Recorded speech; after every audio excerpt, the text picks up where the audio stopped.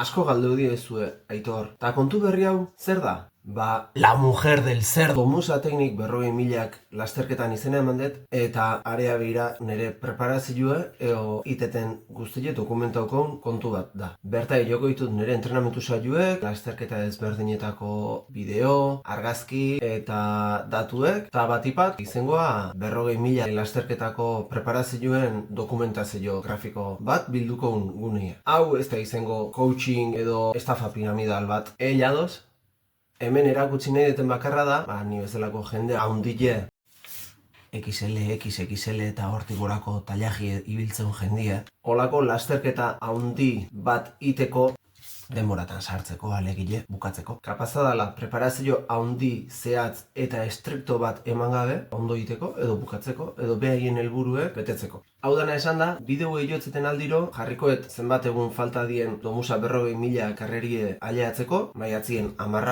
aileatzeko alegile, eta egunez egun jongo gea kontatzen zegite deun, nola egean preparatzen, nola egean pixkanaka hobetzen, eta besteik gabe, hau ja hasi da, martxan guez, eurre!